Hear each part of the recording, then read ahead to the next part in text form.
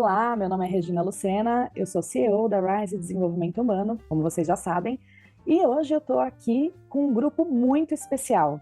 Esse grupo é um grupo que faz parte de toda a parte de desenvolvimento, né, de conteúdo para vocês.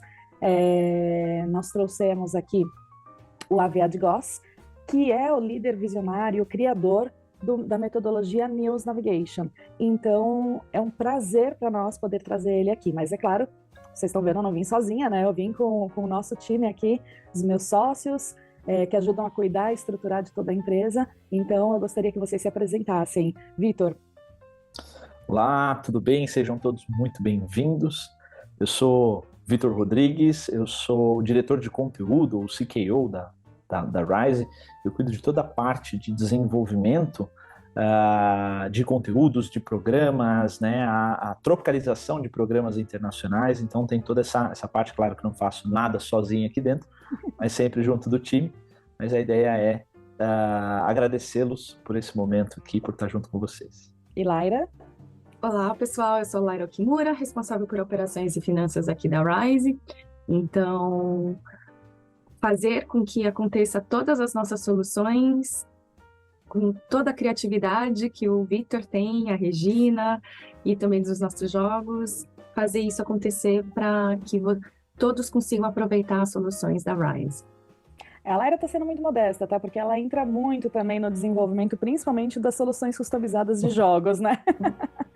Então, é por isso que eu falo, né? A gente é um time, né? Claro que cada um tem uma frente, mas a gente realmente é um time que se complementa, né? O que a gente chama de metacompetência aqui dentro, que é a forma como nós enxergamos, né? A metacompetência, um complementando a competência do outro. E agora, né? A gente está com o prazer aqui de estar com o Aviad. E nós trouxemos ele justamente porque a gente, no começo do ano, como eu contei para vocês, nós firmamos essa parceria, né? E hoje nós fazemos parte de um ecossistema global, né? Para desenvolvimento de liderança.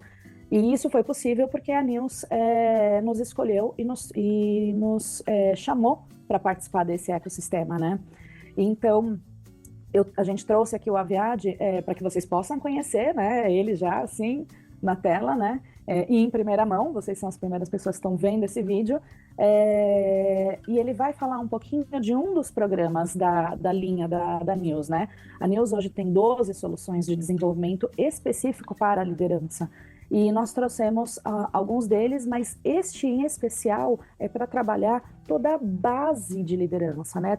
Realmente, o nome do programa é First Time Managers. Então, assim, primeiro essa base. Então, ele trata de alguns assuntos muito específicos para que você tenha uma boa jornada no mundo da liderança. Então, a gente trouxe nada mais, nada menos do que o criador para contar um pouquinho para vocês. Então, vamos falar agora com ele. Hi, Aviad. Hello, how are you? Hello, Regina. I'm good. How are you? Fine, and grateful for you is here with us. So we have some questions for you, and we want people know what you think about this program, this beautiful program, First Time Managers.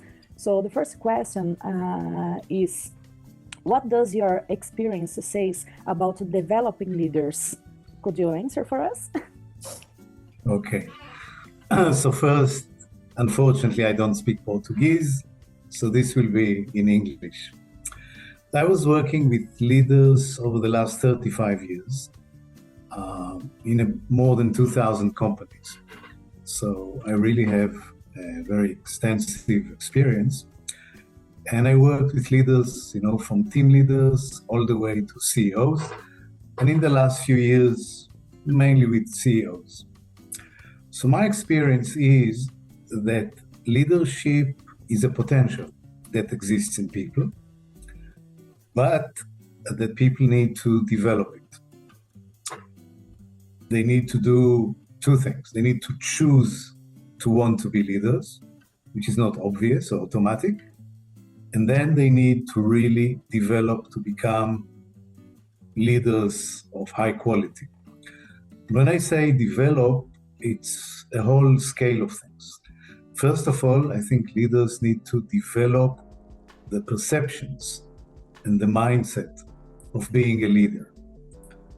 It's not obvious For me, leadership is the ability to lead people from where they are to where they can be.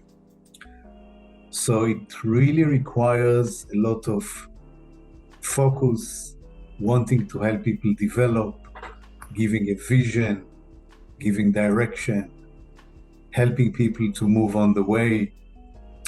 And so the first thing leaders need, from my experience, is a mindset and perceptions. And then they need a lot of skills. They need to be able to develop it. They need to be able to set goals and to make people passionate about them. They need to be able to share with people. They need to treat people as people and not just as systems or things. So I think the second thing in developing leadership is skills. There are many, many, many skills. And finally, it takes a lot of practice over the years. And eventually people can grow to be great leaders, but it's not overnight. And it takes a lot of intention and a lot of development work. So Aviad, another question. So which are the main obstacles to the leaders to be what he could be? It's a good question. I think the first thing is the reason why people want to be leaders. You know, if the main reason is about themselves and not about the people and not about the mission or the vision, that is going to stop them on the way, because they will mainly be focused in themselves. And when you lead, you need to focus on the people and on either the mission or the vision or the direction you want to take. So that's one. I think following that, leaders that don't bother to develop but think that they got it just because they were born as a gift, you know, from God, this is another problem, because leaders really need to consciously develop over time. And I think leaders who don't want to learn, to understand new situations, to be adaptable, to change with changes in the world, also will find it very hard to become great leaders. Because as the ecology changes, the requirements change. And currently, as an example, post-COVID, leaders need a lot of new skills and new approaches that they didn't need before, like caring more about the people, helping people who are finding it more difficult, engaging people who are not engaged, motivating people who work by remote. So, as I said, it's a constant development, adaptability, and change that leaders need to take upon themselves. Wow. Thank you for this. When we talk about the mega trends for the next 10 years, we can just observe this, what you are just said, because leaders have to take care of the people. Okay? They have to. They really must have to understand this. Wow, thank you. Thank you so much. Okay. Aviad, we have another question for you. What are the main challenges for developing first-time leaders? Yeah. I think people who are nominated to be first-time managers or leaders, something very dramatic changes in their world. Because till that point, they are used to work by themselves or for another manager or leader. And so they rely on their own capability. They learn to be what we call an individual contributor who, because they are good, at some point are being promoted to become managers. But what they move into is a very different scenario, because suddenly they need to be able to succeed through other people, not by themselves. And to be able to succeed through and with other people is very, very, very different. And like everything that made them good till this point is no longer valid. Okay? Actually, what helped them so far is almost the opposite of what they need to develop now. So when we look at first-time managers, we see that a lot of them tend to become what we call individual contributor manager, which means they carry on doing things by themselves, mainly. Mm-hmm. They look at the team as people who are there to help them, and they become very, very centric. They are centric, and they get help from people around them, but they don't manage not to operate the people around them for real, and definitely not to lead them. And I think every leader who is being promoted first time meets this obstacle, that what worked for them so far individually is no longer valid, and now they need to develop a whole new set of mindsets and skills and tools how to achieve success through working with other people. And this is a transformation that is not easy. It's actually deep. And I can say that a lot of managers never do it. A lot of managers never do this transformation. And you come 10 or 15 years later and there are still solo individual contributors that have around them some helpers instead of leaders for real of a team. So I think this is really the main obstacle. Aviad, do you think the main change? Is mindset for these people? I really think everything starts with the mindset. Mindset is like the operating system behind everything. I'll give you an example. If I think that I need to do all the work and my people are useless, let's say, this is a mindset. With this mindset, it doesn't matter what kind of skills I'm going to have. I'm not going to develop my team because in my mind, it's not possible. So I believe that everything starts with a mindset about something. As an example, if I believe that my team can grow and develop and can become better, that's a much more positive and proactive mindset. After having a mindset, I need to have the tools and the skills to actually do it. But the tools and the skills are like application, where the operating system is the mindset. This is why when you work with leaders, always the first thing to work on is their mindset about themselves, about the role, about what does it mean to be a leader, what do they think about their people, what do they think is really important. And when this is as it should be in place, then it's a good time to work on skills and tools to be able to actually bring it to actuality. Thank you, Aviad. Thank you very much. Well, of course, we have other questions. So another one for you. How first-time managers can contribute to the leadership journey? Okay. So as we say, people who are first-time managers find themselves in a totally different reality. And immediately they have a lot of requirements because the organization, their management wants them to begin to lead, manage, and deliver results. And a lot of them find it difficult to do this transformation, and they take most of the weight on themselves, as we said before.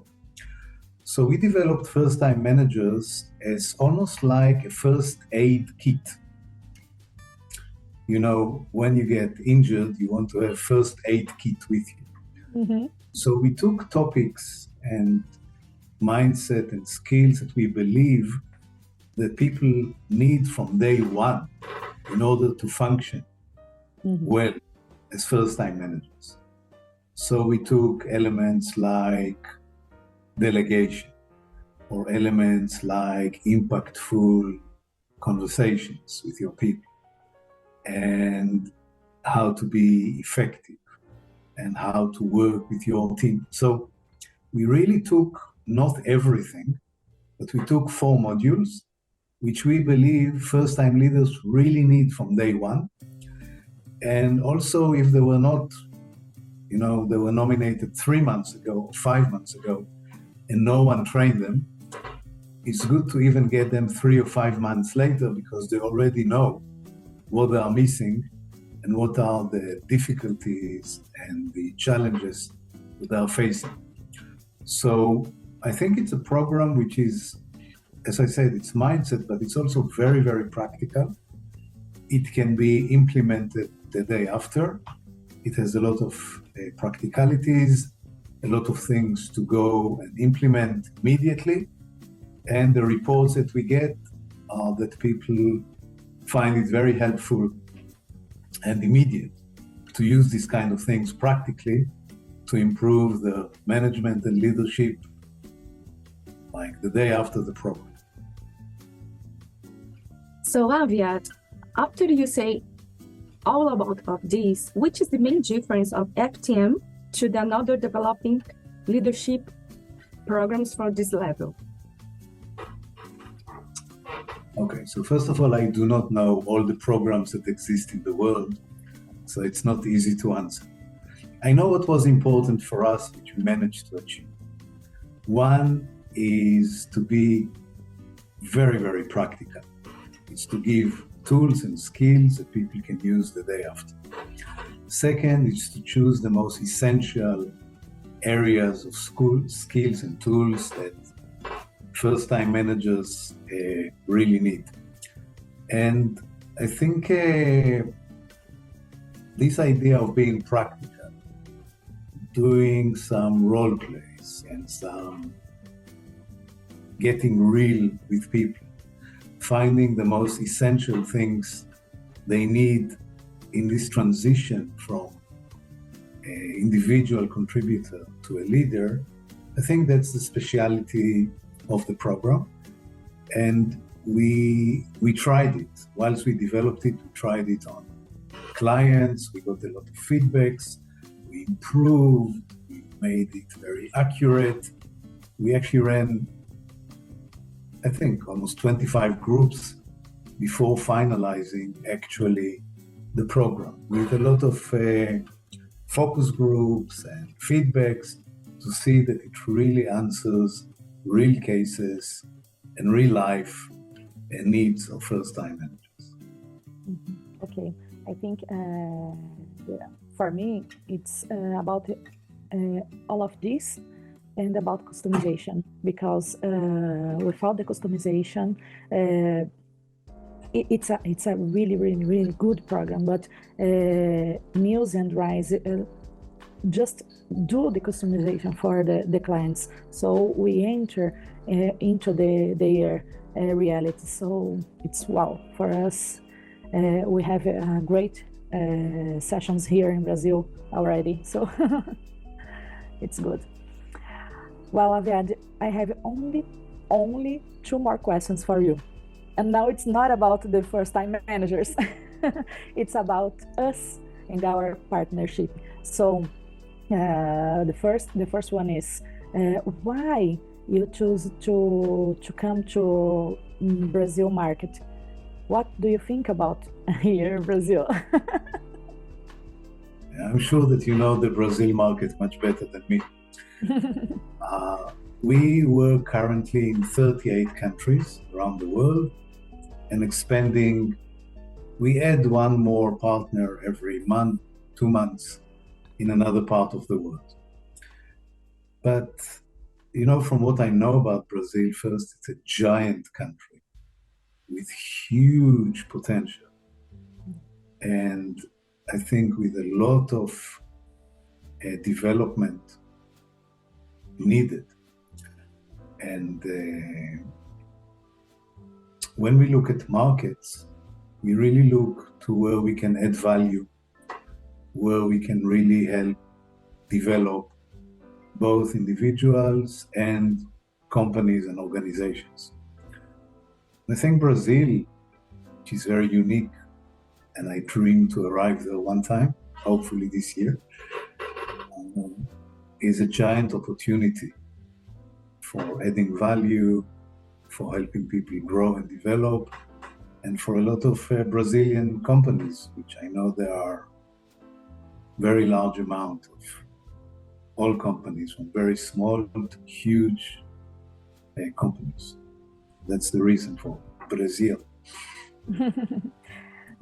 Thank you for this. Yes, Brazil is a huge country, so we can add so much value, really. And I think the new solutions are very, very beautiful, and I like them because of the practicals, and I like the compass. So I think the compass is a lightning.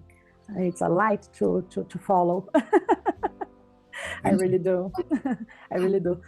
Wow, the second one is about us. It's about our partnership. So why you choose Rise to do a part of this system with you? Okay. So as I said, we look around the world for partners, and we have a few criteria for choosing partners.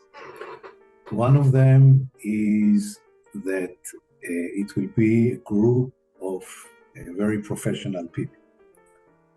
And I think from my knowledge of Rise, you're very, very professional.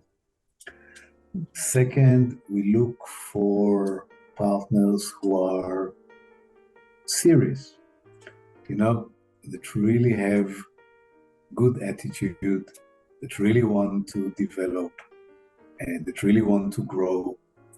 And I think you're absolutely with the right attitude and the right mindset that suits us. And I think the third thing that we really look for is people who are value-driven. Okay, for us to find a partner who is value-driven is at least as important as finding a partner who is potential in terms of, income or growth. And I met you also in person a few months ago, and I find you to be very value-driven people, very resonating to our values about bringing humanity to the business world, helping people grow, develop, helping organizations grow and develop, and doing, good work with people that will add things to the world that we live in. So that's the third reason. It's value-driven. So it's professionalism, great attitude and seriousness, and the right values that make you do what you do. These are the three main reasons. Thank you, Aviad. Yes, we just met 3 months ago in Creta, in Greece. And yes. Me and Lyra, we love the News family. I think it's not about only business, it's about create a great relationship with the partners, with people, with everyone. So thank you very much for this opportunity. What's the final message do you want to bring to people who are watching us here at this video? Okay. So I think we live in a very changing world, and in a world that has now a lot of uncertainty and unclarity, and no one knows exactly what will happen next. And we are just out of 2.5 years, which were very challenging, I think, globally, definitely in Brazil, in many other countries. And I think a lot of people went through a lot of changes in those 2.5 years of the COVID, and we don't even see all of it yet. So I think it's a time both for leaders and for organizations to see what is needed now, to learn what people and what the business need now from them. And it's not the same as 2.5 years ago. it's really different.